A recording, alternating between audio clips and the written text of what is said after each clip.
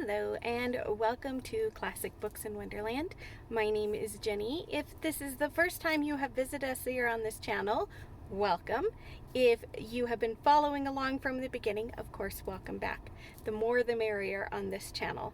This channel is dedicated to the love of reading, and especially my love of reading out loud and reading classic novels. All three things that I can combine into these little videos that I film from my car, which is not super glamorous, but it's actually a great little recording studio.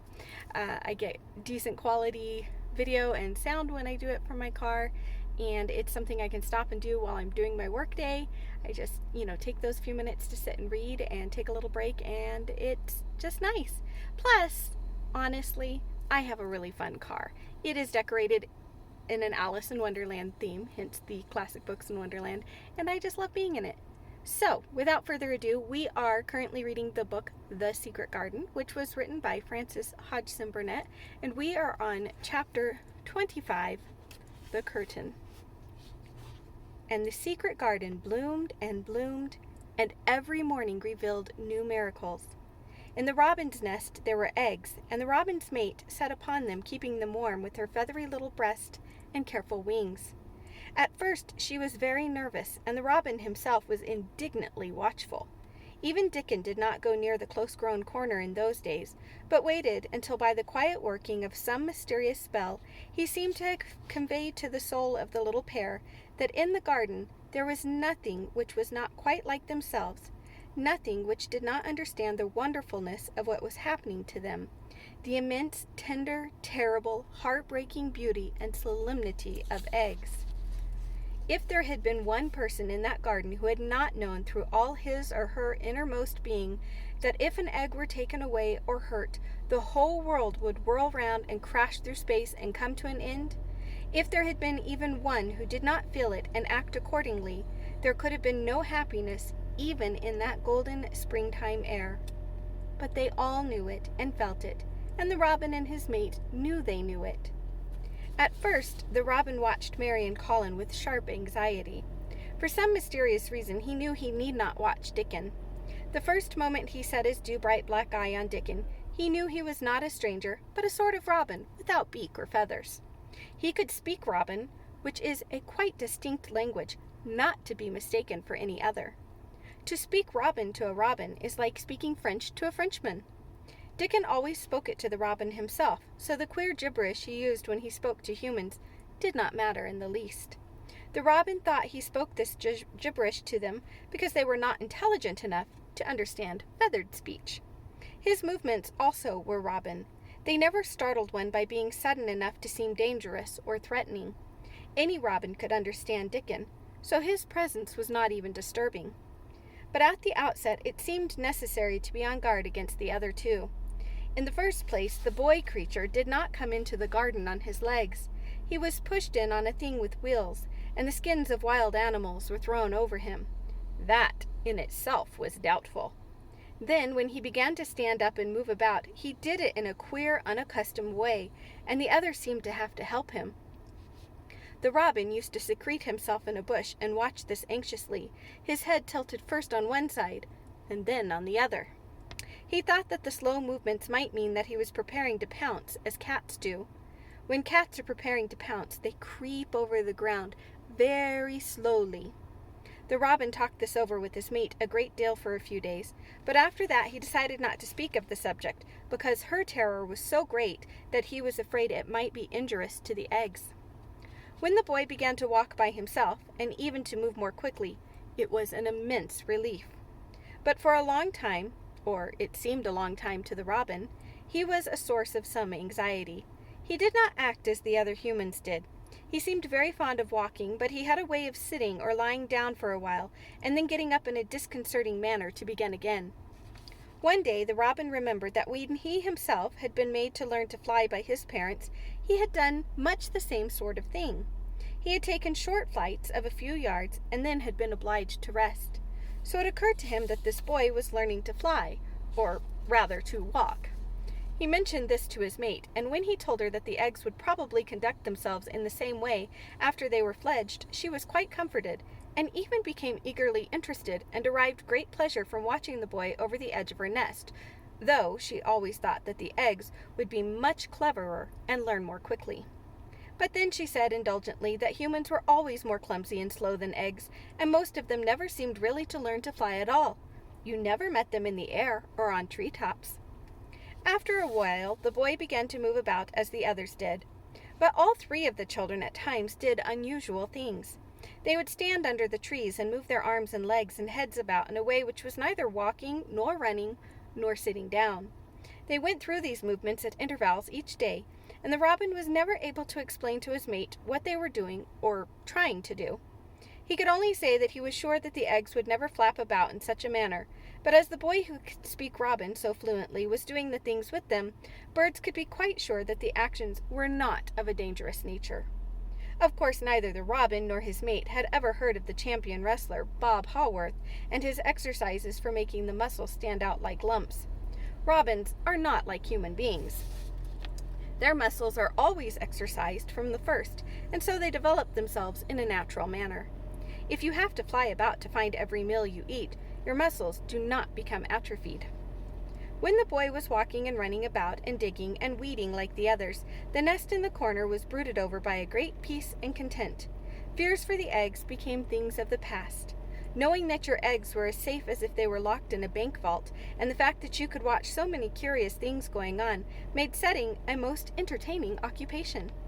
On wet days, the eggs' mother sometimes felt a little dull because the children did not come into the garden. But even on wet days, it could not be said that Mary and Colin were dull. One morning, when the rain streamed down unceasingly and Colin was beginning to feel a little restive, he was obliged to remain on his sofa because it was not safe to get up and walk about. Mary had an inspiration.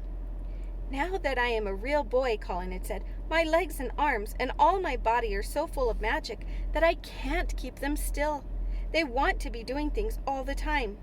Do you know that when I was wakened in the morning, Mary, when it's quite early and the birds are just shouting outside and everything seems just shouting for joy, even the trees and things we can't really hear, I feel as if I must jump out of bed and shout myself. If I did, think what would happen." Mary giggled inordinately. "The nurse would come running, and Mrs. Medlock would come running, and they would be sure you had gone crazy, and they'd send for the doctor." Colin giggled himself. He could see how they would all look, how horrified by his outbreak, and how amazed to see him standing upright. "I wish my father would come home," he said. "I want to tell him myself. I'm always thinking about it. But we couldn't go on like this much longer. I can't stand lying still and pretending. And besides, I look too different. I wish it wasn't raining today." It was then Mistress Mary had her inspiration.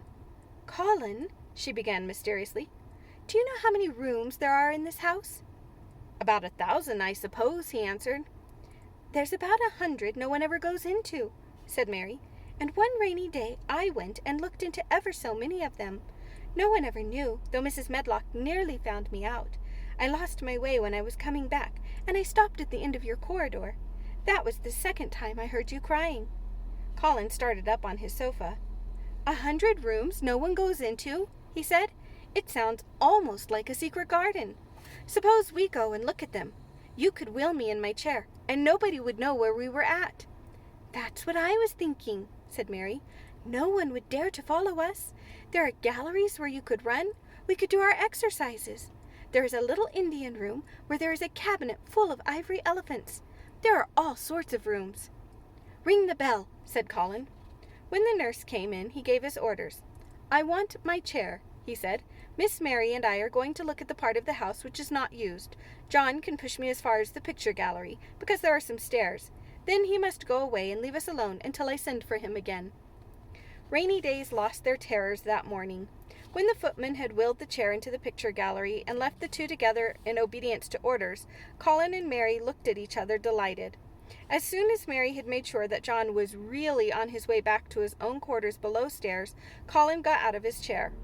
"I am going to run from one end of the gallery to the other," he said, "and then I am going to jump, and then we will do Bob Haworth's exercises." And they did all these things, and many others. They looked at the portraits, and found the plain little girl dressed in green brocade and holding the parrot on her finger. "All these," said Colin, "must be my relations. They lived a long time ago. That parrot one, I believe, is one of my great aunts. She looks rather like you, Mary. Not as you look now, but as you looked when you came here. Now you are a great deal fatter and better looking." "So are you," said Mary, and they both laughed. They went to the Indian room and amused themselves with the ivory elephants. They found the rose-colored brocade boudoir and the hole in the cushion the mouse had left, but the mice had grown up and run away, and the hole was empty. They saw more rooms and made more discoveries than Mary had made on her first pilgrimage. They found new corridors and corners and flights of steps, and new old pictures they liked, and weird old things they did not know the use of. It was a curiously entertaining morning, and the feeling of wandering about in the same house with other people, but at the same time feeling as if one were miles away from them, was a fascinating thing. "I'm glad we came," Colin said. I never knew I lived in such a big, queer old place. I like it. We will ramble about every rainy day. We shall always be finding new, queer corners and things." That morning they had found among other things such good appetites that when they returned to Colin's room it was not possible to send the luncheon away untouched. When the nurse carried the tray downstairs, she slapped it down on the kitchen dresser so that Mrs. Loomis, the cook, could see the highly polished dishes and plates. "Look at that," she said. "This house is a mystery, and those two children are the greatest mysteries in it."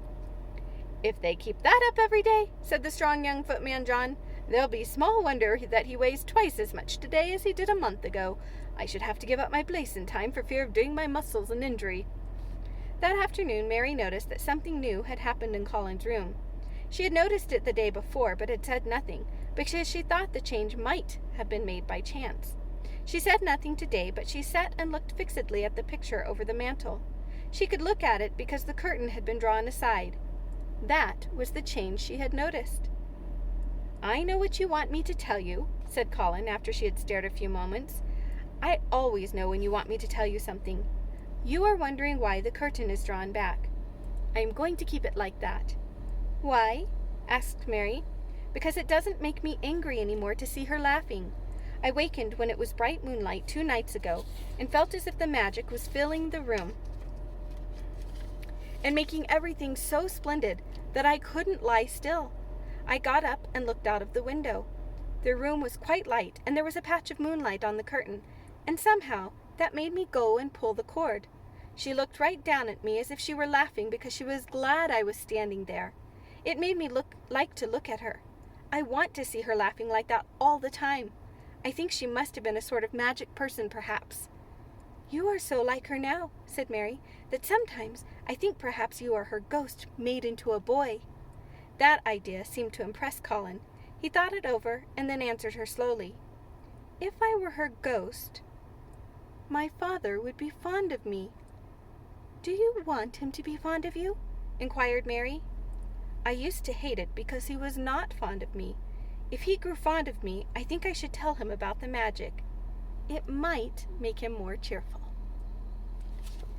Thank you so much for joining me here again today. We have just 2 chapters left in this lovely book before we are done with it, and then we will have to move on to another book. I have not decided what that other book is yet. I've got a couple in mind, but if you have any suggestions, leave them in the comments below and I will take a look at them and see what we can do. Otherwise, I hope you have a good rest of your Wednesday, and I will see you in tomorrow's video.